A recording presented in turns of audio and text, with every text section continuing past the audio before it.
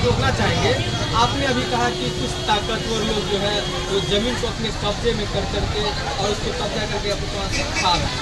तो वही मुद्दा एक आपने चुनाव से पहले उठाते थे अनार पोखर का, जो ये अनार पोखर के मुद्दा को उठाए थे, उसमें आपको सफलता क्या मिली अभी तक? अनार पोखर का जहाँ तक बात है, अनार पोखर पहले से भी सरकार का था।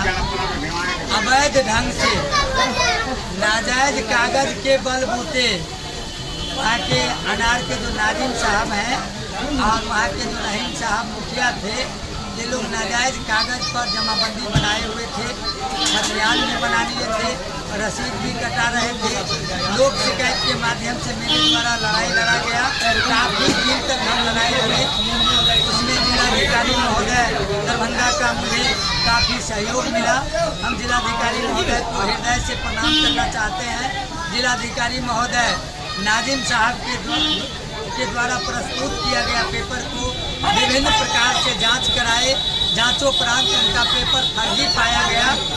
फर्जी पेपर को निरस्त किए और निरस्त करते हुए जमाबंदी को रिजेक्ट कर दिए और जमाबंदी रिजेक्ट करके ऑनलाइन रसीद कटाने पर रोक लगा दिए और अंचल अधिकारी महोदय को कह करके न्यायालय में मुकदमा करवा दिए, क्योंकि नाजायज फर्जी कागज पर जो है तो नया खतियान बन चुका है। तो उसका कोर्ट का नियम है कि जब का खतियान बन गया है उसको रद्द करने का पावर कोर्ट में है। तो कोर्ट में केस चल रहा है, उसका केस नंबर है 204/21 सब जज 1/8 में चल रहा है, जिसको पिछले 20 को तारीख हुआ था, जिसमें अनार के 20 आदमियों पर नोटिस हुआ है।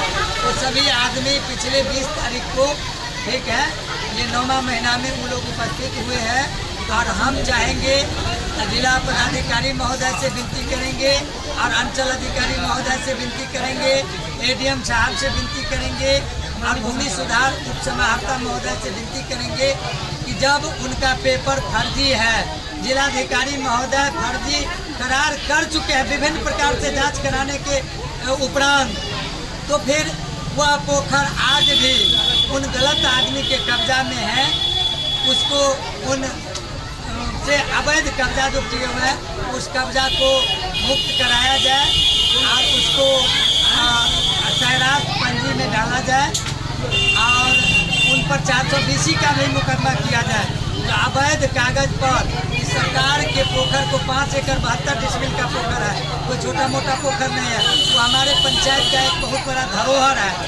हम उस पोखर को पर्यटक स्थल बनाना चाहते हैं, दार्शनिक स्थल बनाना चाहते हैं। हम वहाँ पंचायत सरकार भवन भी बनाना चाहते हैं। आज पंचायत सरकार भवन बनाने के लिए मेरे पास जमीन नहीं है। मनरेगा योजना में मेरे पास रुपया का अभाव नहीं है। बशर्ते कि पोखर जितना जल्दी स्वतंत्र हो जाएगा, हम चाहते हैं कि उस पोखर पर जो एक उसको क्या कहते हैं, एक वो लागू होता है, अभी हमारे दिमाग से कंफ्यूज हो रहा है, जिसके जरिए वो पैसा किसी थर्ड पर्सन के पास रखा जाता है। पोखर का आज भी 3 वर्षों में 7-7 लाख में पोखर बिकता है और सरकार के पैसा से सरकार का लड़ाई लड़ा जा रहा है। हम चाहेंगे कि उस पोखर पर इंजेक्शन लागू हो, उस पोखर पर क्या कहते हैं उसको, एक और चीज उसको कहते हैं, वह लागू हो और वो पैसा उनके पास नहीं जाए, उन पर 420 का। क्या लगता है आपको, जो आप कितने दिनों से प्रयास किए हैं तो आपको सफलता मिल पाएगी?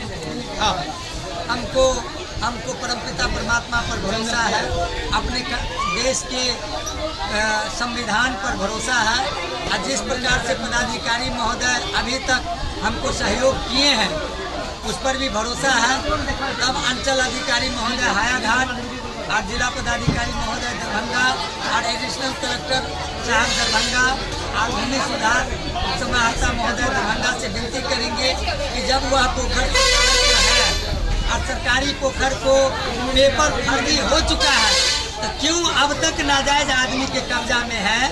ठीक है, हम चाहते हैं कि मेरे रीजन में 1 साल का समय मेरा लगभग बीत रहा है। हम चाहते हैं कि मेरे रीजन में वह पोखर स्वतंत्र हो जाए ताकि पोखर को हम दार्शनिक स्थल बनाएं, पर्यटक स्थल बनाएं, वहाँ पर हम पंचायत सरकार भवन भी बनाएं और वहाँ पर हम और भी अन्य किस्म का विकास करें और उस पैसा से हम अपने पंचायत को भी विकास करें। ये हमारा सपना